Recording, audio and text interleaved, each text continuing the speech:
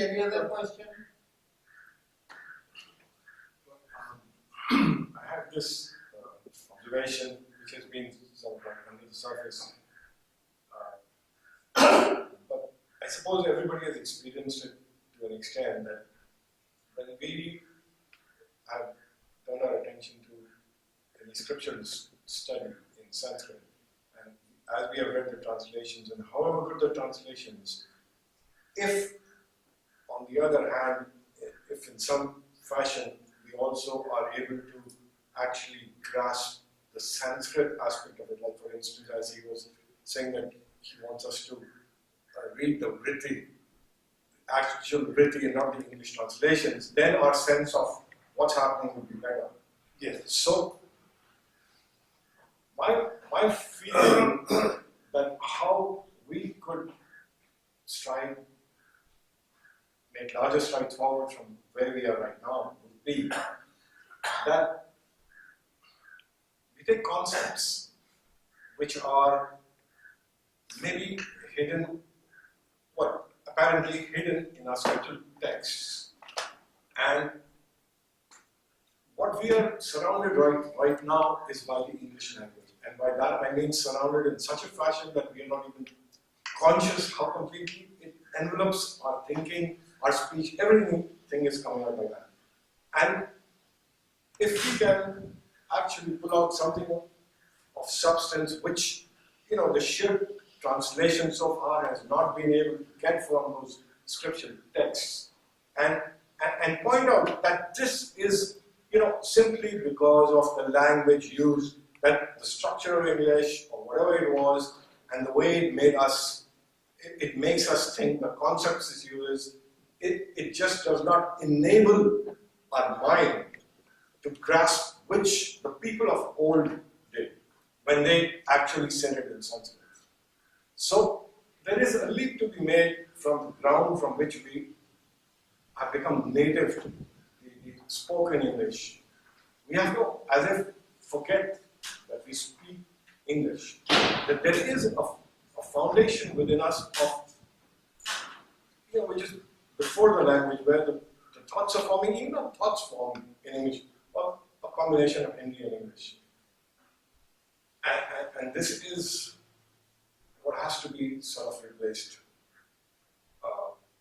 Because I believe that there are so many philosophical concepts, obviously in Bhagavad Gita and others, but they have only been brought down to a limited extent. To get beyond it, one has to separate oneself from their own English base, from the native base, become a Sanskrit. See, you started out by taking this example of my encouragement to you that you should be studying from the Vritti rather than the translation which I gave you. This, in many ways, it relates to my own experiences with the language, especially the English language.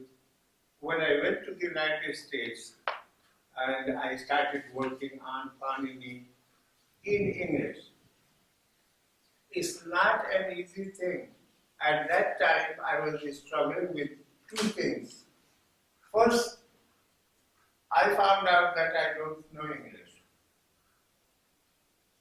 because it has to be a particular kind of English.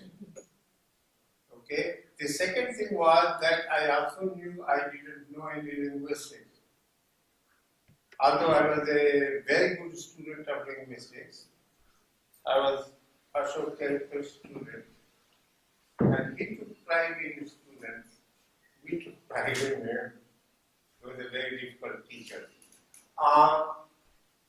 But the thing is, I compare myself struggling during those days, and now when I don't have any problem studying Sanskrit, and with the English I have, when I read Sanskrit and prepare my notes, I prepare my notes in English, because that's the language I have to put my notes in. But reading Sanskrit through Sanskrit will take you a longer way in understanding. There are so many things. For example, take the vritti. I encourage you to do the vritti. Gradually and slowly you will be faced with the usage of saptame, which is not 1, not 2, not 3, not 4. There are 5, 6 usages of saptame which are very commonly used. And which one will appear before you doing what and reading what, that is important to know. So, you read it once, you will miss. You will go back to the one that you have missed. Then you will go to the third thing, you will miss again something, you will go back to it, you will get that.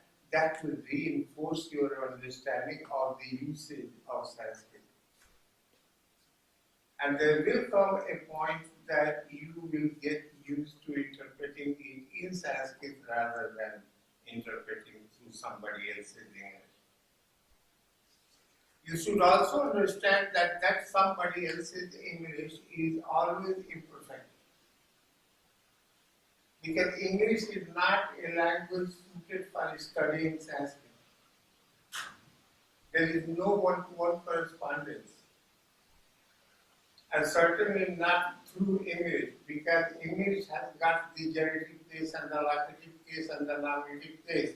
Sanskrit doesn't have the nominative case and the locative, etc., etc. That's why I have taught you to view that at 2 levels. One level of naming, where you name the relations, character relations, which are geometrical relations. Then there are notional relations, like the meaning ones, container, contained, owner, owned, etc., which are represented by genitive. So that kind of methodology is not fit for studying Sanskrit. I mean, it may be good for studying Latin and Greek, but not Sanskrit. So why don't you, there was a book way back written by, I guess it was by Apte, on Sanskrit syntax.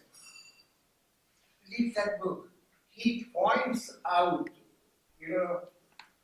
one after the other, the things what will come haunt you when it comes to interpreting Sanskrit through English. So I am all for that. You should go and struggle with yourself. Try to understand Sanskrit through Sanskrit. So actually there is sort of an experience I've had which enforces this belief, and that is that, like you said, when we go from here to the US, the kind of English being spoken there is so fluent, it makes us realize that how short is our own expression, and then we almost have to, upgrade ourselves to a different mode of expression, because one thing I have seen in my usage of English. I was a major in English, major Indian English, of course, but I was a very good student, and of English literature, and I used to do some translations from that very time, from English into, the romantic poets and all that.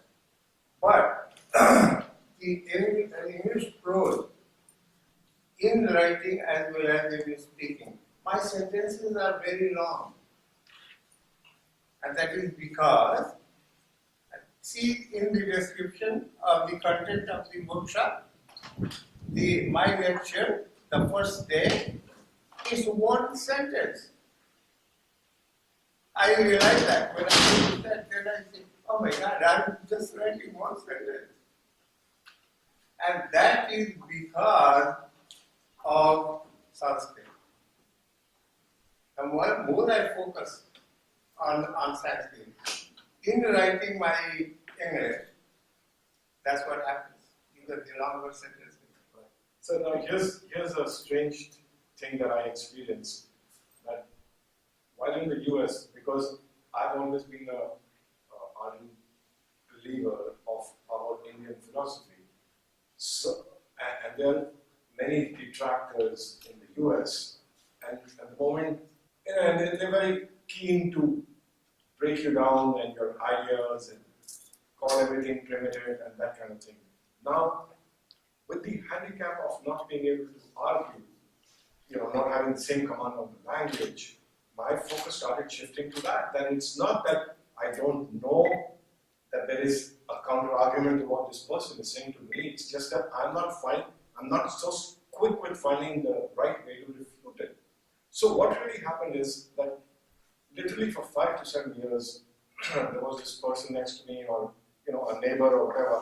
I had to suffer, whatever onslaught was put on me.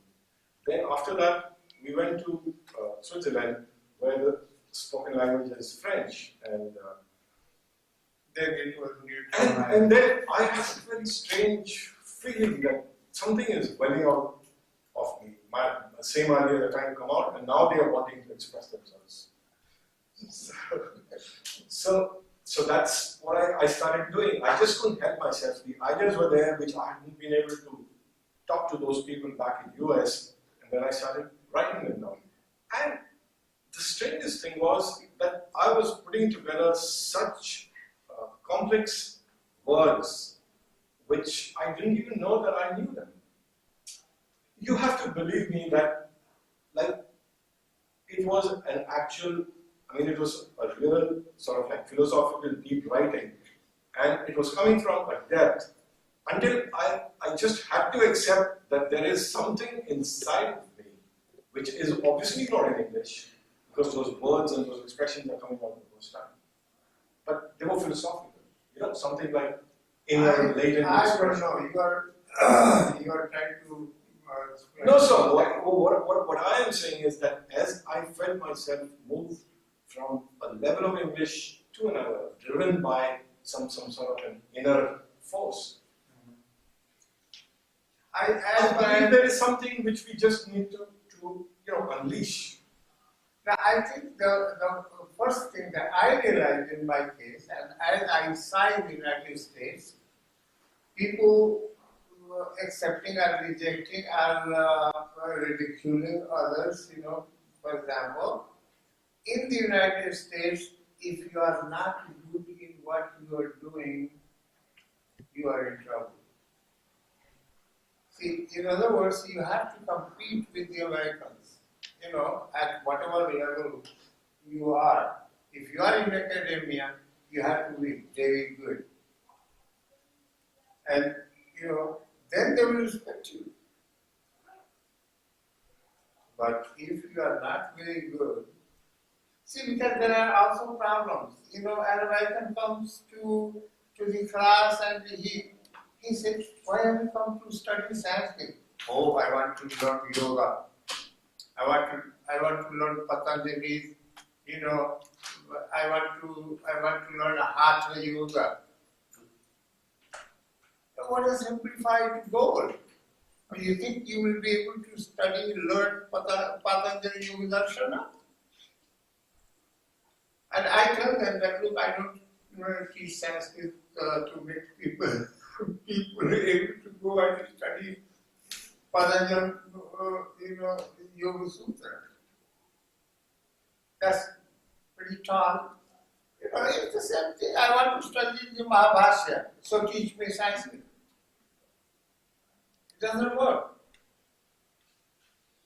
So, aside from the Pallavagrahi Panditya, which is the most common aspect of his scholarship outside India, that's how it is. I'm very skeptic of. See, that's why when I taught Sanskrit, I limited the goal for my students. This is how far you will go with me, and this is what you could do at the end of the third year of Sanskrit. And I didn't want them to stay beyond 30.